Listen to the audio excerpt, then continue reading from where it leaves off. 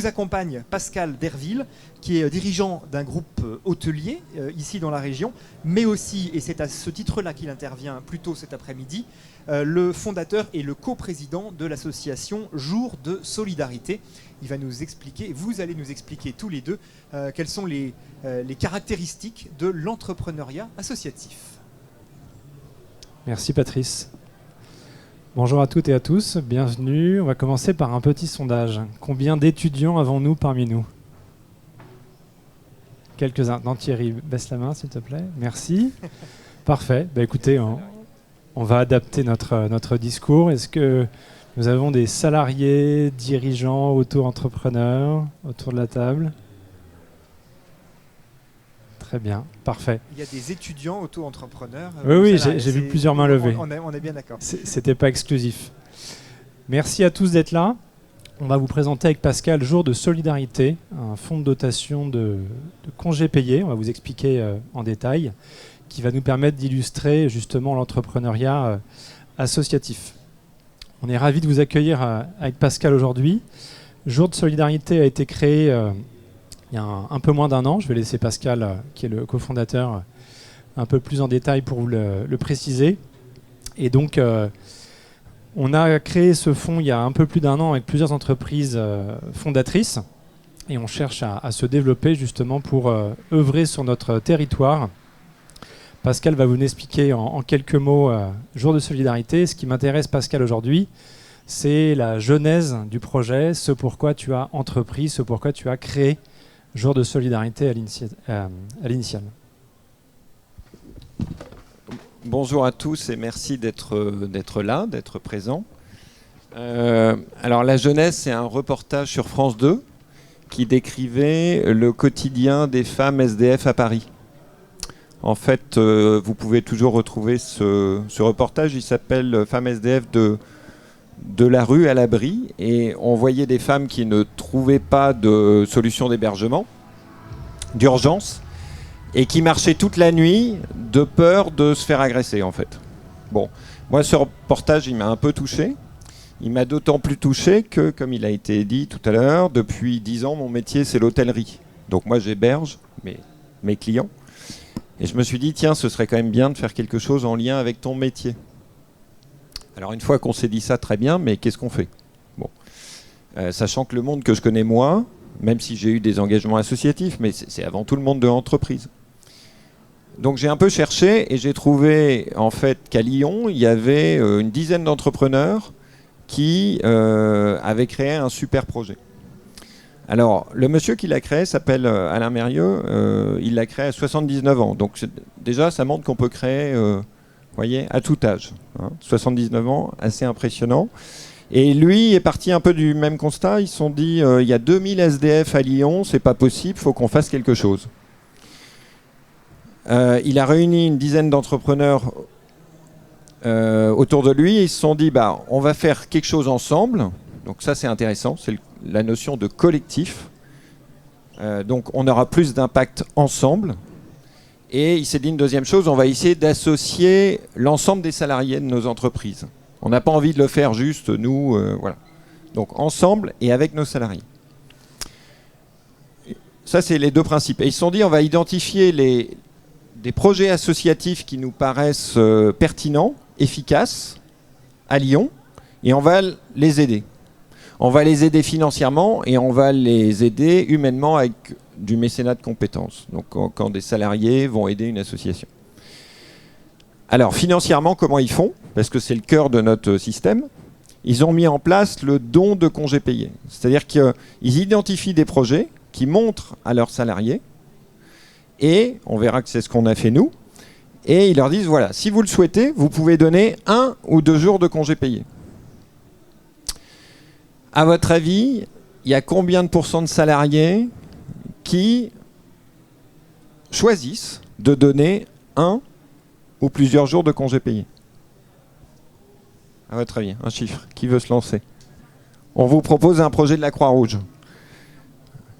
40%, c'est un peu haut. Moins. 80, c'est beaucoup trop haut. Alors, donc c'est moins que 40. 25, c'est encore trop haut. 10, c'est encore trop haut. Bon, moins de 10. 4, on est presque... Voilà, non, on y est à 4. On est à 5%. Voilà, mais c'est déjà formidable. Donc, comment ça marche? Madame Martin dit « Je donne un jour de congé payé ». Sur sa fiche de paye, au lieu d'avoir 25 jours, elle va en avoir 24. C'est tout ce qui change pour elle. Il n'y a aucun changement de rémunération, rien. C'est juste, elle donne un jour de congé payé. Cette journée-là, elle va être monétisée. On va dire la journée de Madame Martin, par exemple, c'est 100 €. Donc, en contrepartie de son effort, l'entreprise va donner, qui récupère un jour de travail en plus, va donner les 100 € à un fonds de dotation qui va le redistribuer au projet. D'accord ? Et comme Madame Martin, elle fait un effort, l'entreprise fait le même effort, au minimum. Donc, si Madame Martin donne 100 €, l'entreprise donne au minimum 100 €. Voilà, avec ce petit mécanisme, à Lyon, au départ, ils étaient 10. Aujourd'hui, il y a 165 entreprises. Et les petits ruisseaux faisant les grandes rivières, ils récupèrent 700 000 € par an, qui redonnent à des projets associatifs. D'accord ? Donc, nous, on s'est dit, c'est une super idée. Donc, on a été les voir à Lyon, on leur a dit, on a envie de faire la même chose en Côte d'Or. Ils nous ont dit, très bien, on va vous aider, mais nous, on reste à Lyon, donc vous montez votre structure. Donc, on a monté la structure, donc jour de solidarité, entreprises et salariés engagés en Côte d'Or. Donc, aujourd'hui, il y a 6 entreprises qui participent, dont André Le Groupe, dont ma petite société. Et on a lancé un premier appel à projet il y a 9 mois, de 40 000 € et on a soutenu 2 associations. Donc c'est hyper concret. La Croix-Rouge, donc un projet de vestiboutique qui est rue Jean-Jacques Rousseau, dont vous avez peut-être entendu parler, et les apprentis d'Auteuil, où on a financé, donc dans le premier projet on a financé du mobilier, et dans le deuxième projet on a financé des cuisines. Vous allez voir 1 ou 2 vidéos, parce que c'est hyper concret. Donc ensuite, on a choisi ces projets comme à Lyon et on a été voir nos salariés et on leur a dit voilà, est-ce que ça vous dirait de donner un jour de congé? Est-ce que ça vous touche ou pas? Dans les faits aujourd'hui, alors il y a 4 entreprises sur 6 qui ont déjà mis en place le don de congé payé, mais on est comme à Lyon à 5%. Moi j'ai 29 personnes qui travaillent dans l'hôtel à Dijon. Il y en a 4 qui ont donné. Il y a le directeur, la gouvernante et 2 réceptionnistes. Alors évidemment c'est plus facile si vous êtes sur une population cadre et si vous avez 35 jours de congé. Hein, c'est plus facile dans ces entreprises-là que dans des entreprises. Mais femmes de chambre, c'est plus difficile. C'est un effort plus important, elles. Bon. Donc, mais c'est déjà super. Donc moi, très concrètement, je vais redonner 4 000 € à jour de solidarité. Donc on est déjà maintenant à 30 000 € juste avec 4 entreprises. Imaginez si on est 40 dans 3 ans, 10 fois plus, on sera à 400 000 €. Donc c'est ça le principe de jour de solidarité. Et donc c'est de l'entrepreneuriat associatif. Vous vouliez compléter ou ajouter quelque chose? Vous aviez prévu d'ajouter quelque chose? Sinon on passe aux questions tout de suite. Non, c'est exactement ça. C'est un appel à projet selon 2 principes. C'est exactement ce qu'a décrit Pascal. Et après, nous, on est là aussi pour représenter le jour de solidarité et que vos entreprises, que vous soyez 1, 2, 500 ou 1000, puissiez rejoindre ce collectif. Comme l'a expliqué Pascal, l'idée, c'est de venir en aide justement sur toute la Côte d'Or. Ce n'est pas uniquement un projet Pascal Derville ou Benjamin Laine, c'est vraiment de fédérer un maximum d'entreprises. Et si on se dit qu'aujourd'hui c'est 5%, peut-être que ce sera 10%, 15% demain. Mais plus on sera nombreux, plus on pourra être efficace à l'image de ce qui se passe à Lyon.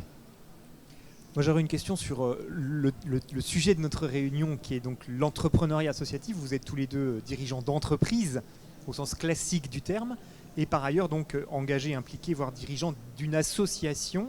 Quels sont les points communs du point de vue entrepreneurial, du point de vue managérial et les différences entre l'entreprise et l'association, sachant que beaucoup d'associations sont pleinement des entreprises, on est bien d'accord.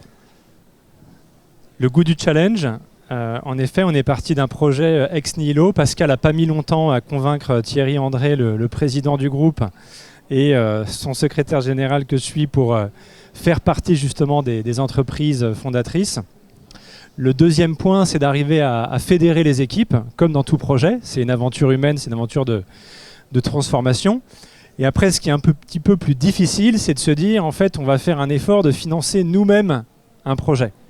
Donc il y a une dimension, justement, il y a un projet collectif, mais qui est financé par les initiatives individuelles. Donc comment l'individuel va pouvoir avoir un impact, justement, sur la communauté. Moi, je rajouterais qu'il y a deux phases pas évidentes. La première, comme un projet de création d'entreprise classique, c'est le lancement. Hein, c'est la création, c'est le lancement. Et la deuxième, et là on est dedans, c'est de changer d'échelle. Et là, voilà, on est 6 entreprises. Maintenant, il faut qu'on arrive. On a posé les bases. On a créé des statuts. On a posé une gouvernance. On est très clair sur la mission, les objectifs, nos champs d'intervention. Par exemple, je ne l'ai pas dit, mais on a choisi d'intervenir sur l'aide au logement, l'aide alimentaire et la réinsertion. Voilà, on a fait des choix. On est très clair sur une entreprise, elle peut nous rejoindre comme une entreprise adhérente ou fondatrice. On a posé toutes les bases. Voilà. Donc, comme dans toute entreprise qu'on crée, il faut d'abord poser les bases et être assez clair sur les bases, les valeurs, etc. Et après, la deuxième, là, on est en plein dedans, c'est comment on change d'échelle pour avoir plus d'impact. Hein. Donc, Et ça, voilà. C'est une des difficultés que vous n'avez pas encore évoquées, c'est-à-dire ce fameux 4-5% de personnes qui sont prêtes, j'allais dire assez naturellement, à offrir un jour. Est-ce que pour vous, c'est un plafond de verre? Ou est-ce qu'au contraire, votre conviction, c'est qu'on peut aller bien au-delà de ces 5%? Et si oui, comment vous faites pour convaincre, pour expliquer, pour séduire? En fait, la seule façon de convaincre, mais honnêtement, en 5%, c'est déjà très bien. On ne peut pas s'attendre à ce que 50% des gens disent je donne un jour de congé. Hein. Y a un autre dispositif au passage qui existe déjà dans les entreprises qui est assez efficace. C'est quand vous donnez un congé pour un collègue qui a besoin de temps parce que dans sa famille, par exemple, quelqu'un est malade, il a besoin de temps. Ça marche bien. Mais 5%, c'est déjà énorme. Alors après, c'est vrai que, par exemple, les petites vidéos qu'on a faites, on a décidé très vite d'identifier des projets et de faire des vidéos. Parce que, vous allez voir, mais forcément, quand on présente les vidéos à nos salariés, ça devient concret. Et là, ce qu'on va faire, c'est qu'on est en train d'organiser les visites des donateurs. Donc les donateurs, on leur dit, ok, vous avez fait un effort, on va aller voir ensemble les projets et les associations. Donc c'est comme ça qu'on arrivera, je pense, hein, parce que là je parle au futur, à augmenter ce pourcentage. On ne sera jamais au-delà de 10%, hein, j'y crois pas, mais c'est déjà extraordinaire. Regardez les petits impacts. Hein, voilà, 40 000 euros sur 4 entreprises, ils sont 160 à Lyon, donc vous voyez un peu l'économie d'échelle. C'est vraiment les petits ruisseaux font des grandes rivières en la matière. Bon, on les regarde, du coup, ces vidéos, si vous voulez bien. C'est parti. Je sais pas, il y a du son ou pas dessus? Il y a un petit peu de son? Sinon, les images parlent d'elles-mêmes. Hein.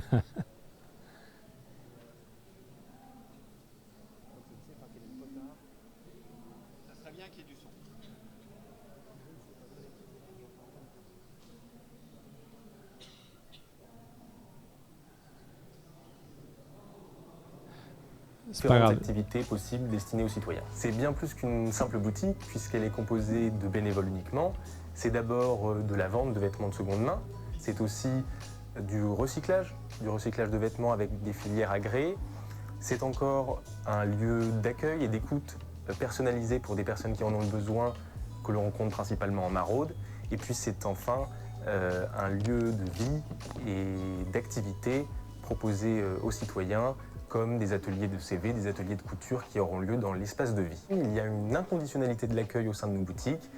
Vous, comme moi, comme les voisins, comme les personnes que l'on rencontre en maraude, c'est ouvert à tout type de personnes. Les recettes générées par la boutique Chez Henri serviront principalement à financer d'autres activités sociales, comme Cafetière, notre tiers-lieu itinérant, mais également la formation des bénévoles. Ouvert et vivant. Et vous, prêt pour l'aventure ?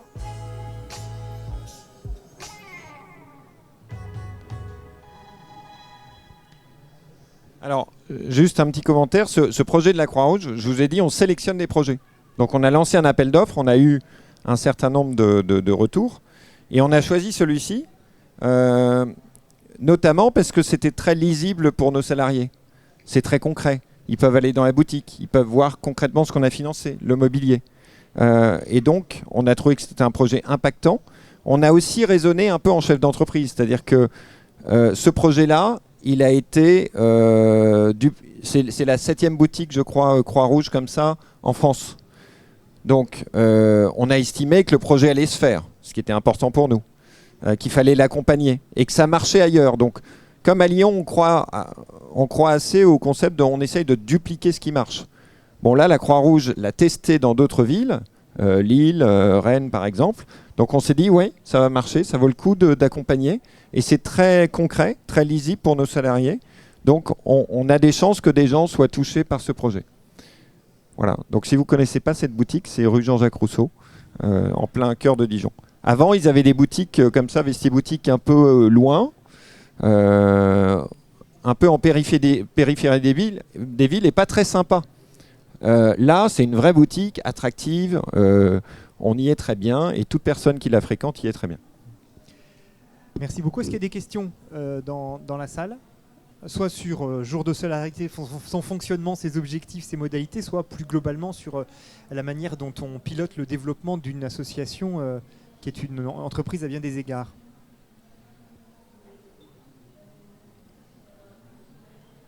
Non, c'est clair pour vous, vous êtes convaincu ? Ça a l'air d'être tout à fait clair, oui.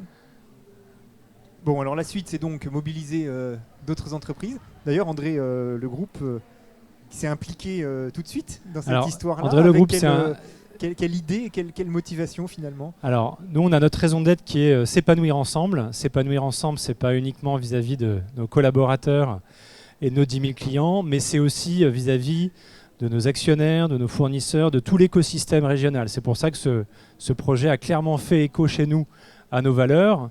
On a 6 valeurs, dont la solidarité.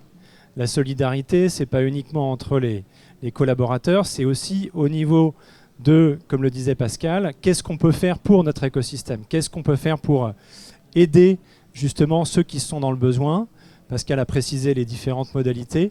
Donc c'est ça qui a vraiment, je dirais, fait écho chez nos collaborateurs en lien avec notre raison d'être. Donc nous, aujourd'hui, on a besoin de vous.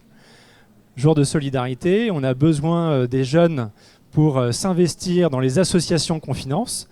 Parce qu'on a fait un appel à projet, on a eu plus de 30 associations qui ont répondu présentes en novembre l'année dernière et qui nous disent on a besoin qu'il y ait des jeunes qui viennent nous aider pour des permanences de 2 heures, d'1 heure dans la semaine. Voilà, on a besoin de leur engagement régulier et nous, on a besoin, au titre de jour de solidarité, de pouvoir investir dans des projets dans lesquels vous-même êtes investis. Donc n'hésitez pas à nous rejoindre en tant que jeunes dans les associations qu'on finance et en tant qu'entreprise pour rejoindre le collectif de Jour de Solidarité.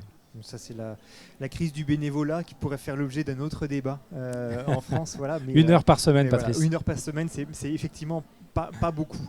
Dernière chance pour des questions ou des réactions, des commentaires, des témoignages, ce que vous souhaitez. Profitez. Il y a une vidéo, eh ben, on se la regarde et puis ça conclura notre atelier.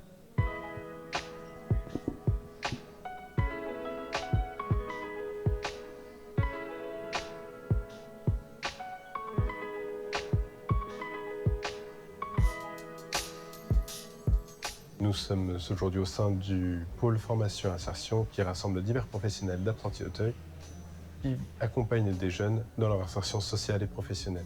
L'idée de la cuisine dans notre pôle insertion est née d'une réflexion il y a 1 an entre les collaborateurs et les jeunes que nous accompagnons. C'était un souhait commun pour à la fois ramener plus de cohésion sociale entre les jeunes et entre les collaborateurs, favoriser les alliances de travail avec les jeunes, également travailler des compétences et des savoirs professionnels au travers, par exemple, d'ateliers cuisine comme celui qui a été mis en place aujourd'hui.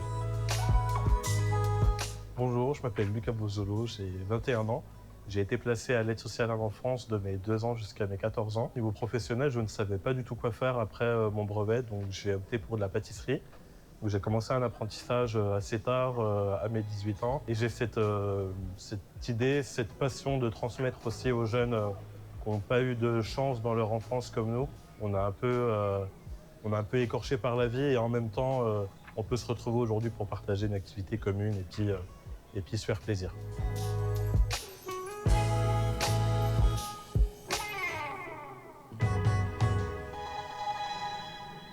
Alors, merci beaucoup Pascal et merci beaucoup Benjamin de votre témoignage cet après-midi.